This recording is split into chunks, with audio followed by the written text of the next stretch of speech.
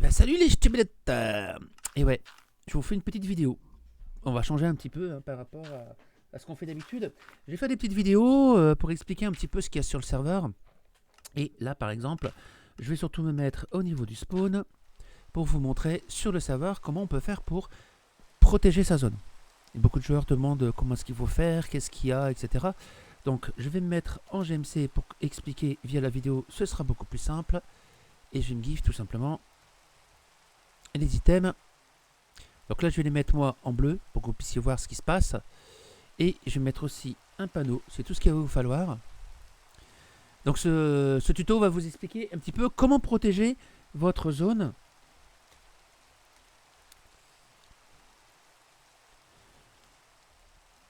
Donc weather T. Mais alors sun. Voilà, comme ça on n'a plus de lumière, on n'a plus rien. Donc là on est au niveau de ma banque, hein, etc. Donc pour protéger votre zone, c'est très simple. Vous fabriquez des barrières, quelle que soit la barrière que vous désirez. Vous positionnez votre barrière, voilà, et vous faites un emplacement, donc plus ou moins important. Donc là, pour l'instant, sur le serveur, il y a 8000. Je vais essayer de faire du moment que vous ayez plus, comme ça on sera tranquille. Mais voilà. Pour l'instant, c'est 8000 blocs, ce qui sera déjà pas mal. Dans le futur, ça va peut-être changer, on verra. Après, vous prenez un panneau, et vous le mettez dessus. Et vous mettez entre crochets RP, et à la ligne, le nom de votre zone. Donc, par exemple, moi, je vais mettre la zone test. Les deux autres lignes vont vous servir pour les admins, c'est-à-dire si vous désirez rajouter des admins dans votre zone, tout de suite, on peut les mettre, vous pouvez en mettre jusqu'à 2. Puisqu'il y a 2 lignes supplémentaires. Et là, vous faites terminer. Et automatiquement, vous voyez, ça s'affiche à l'écran.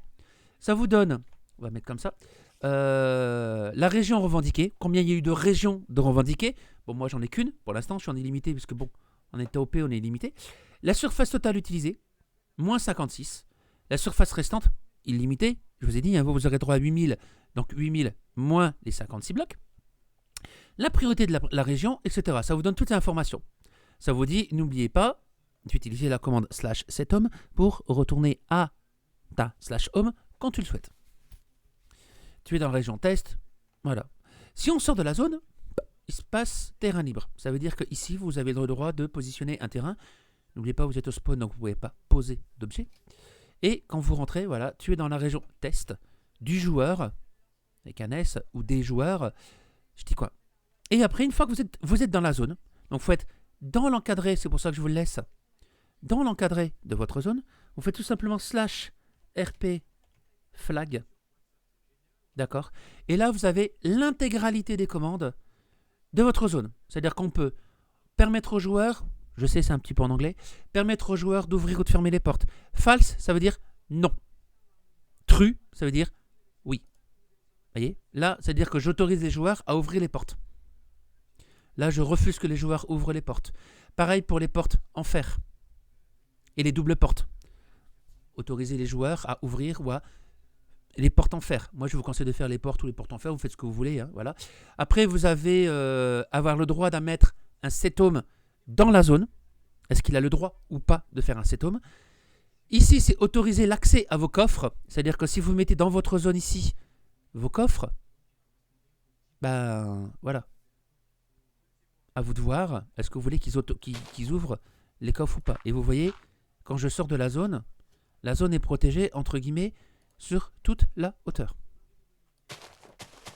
C'est-à-dire que si j'ai protégé cette zone-là, elle est protégée de la couche 0 jusqu'à la couche 256. C'est protégé intégralement. Moi, je vais remettre RP flag pour vous montrer.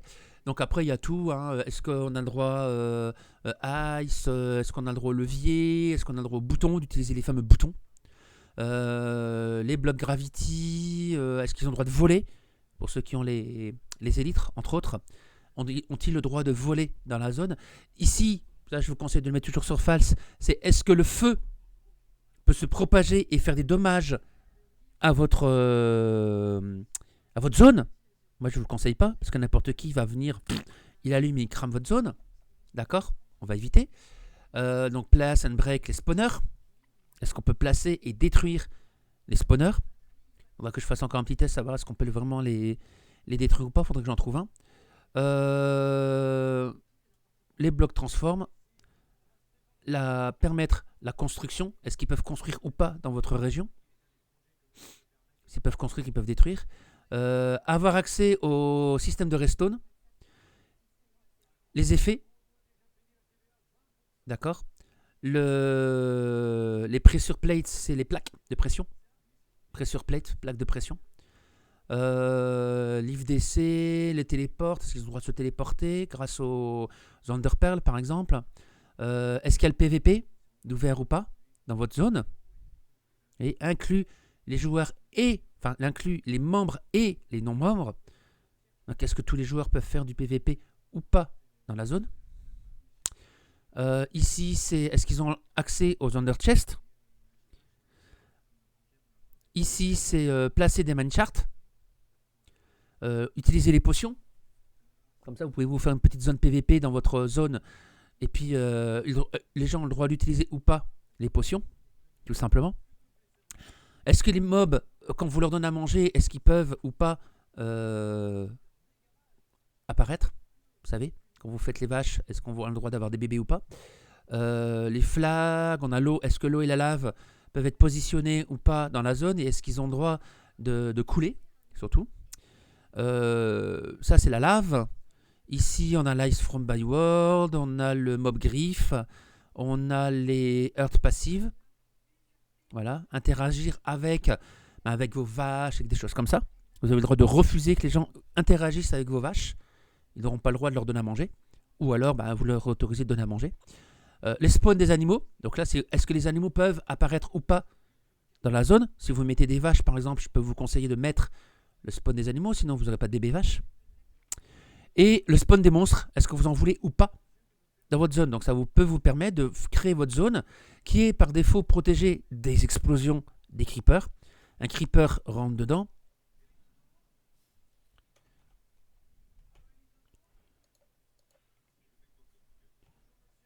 Merde. Vous voyez, je prends un creeper tout simplement. Je le fais pop. Je me mets en GMS. Il va exploser. Mais il ne fait pas de dégâts dans la zone. Bon, la zone est doublement protégée, hein, mais ça ne fait pas de dégâts dans la zone. Voilà. En plus, vous avez aussi d'autres commandes qui vous permettent de bloquer les joueurs, etc. Mais là, on apprend tout juste ça. Une fois que vous avez fait tout le tour de votre zone pour faire les 8000, vous pouvez très bien retirer les panneaux. Là, je vais les retirer. Donc, vous connaissez votre zone. Si vous les retirez, le jour où vous voudrez agrandir, parce que vous n'avez pas utilisé les 8000, vous serez obligé de repositionner les panneaux à l'endroit où ils étaient pour pouvoir l'agrandir. Ça serait con de dire merde, je me souviens plus, elle était où? Vous voyez, je ressors, je rentre. Là, je rentre dans la zone, je suis toujours dans ma zone. Ma zone est toujours protégée. Mais je ne sais plus où elle était. Après, si vous désirez être toujours dans votre zone, mais vous désirez l'agrandir ou la changer, vous faites tout simplement /rpdel, vous voulez la retirer, et le nom de votre zone. Moi, j'ai mis test. Entrée. Là, il va vous demander de le confirmer. rp yes, entrée, donc deux commandes.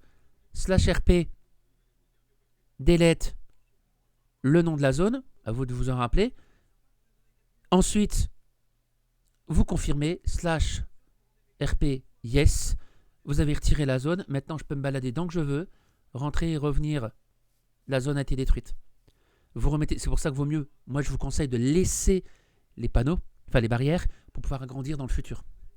Ensuite, ce que vous pouvez faire aussi, c'est que vous n'êtes pas obligé de le mettre à la hauteur. Vous pouvez très bien descendre au niveau de la bedrock, par exemple, et puis mettre tout au bas de votre zone,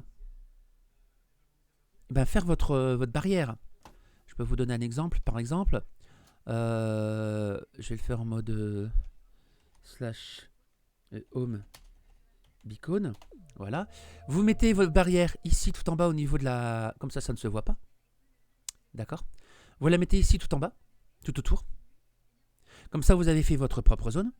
Ensuite, si un jour vous désirez l'agrandir, parce que vous n'avez pas utilisé les 8000, rien ne vous empêche de retirer toutes les barrières d'un côté, d'avancer d'un peu un peu plus loin, et puis voilà quoi. Et l'agrandir. Votre barrière, elles sont déjà préposées, vous êtes tranquille, vous y touchez plus. Vous faites tout simplement une zone à l'intérieur, mais au niveau de la bedrock. Comme ça, vous êtes tranquille, personne ne peut vous faire chier. Voilà, donc c'était le petit tuto spécifique, explication de comment on fait pour protéger sa zone et, bien sûr, configurer sa zone. Sur ce, je vais vous dire au prochain tuto. Salut, ou alors, comme tous les soirs, en live à partir de 8h30. Ciao tout le monde!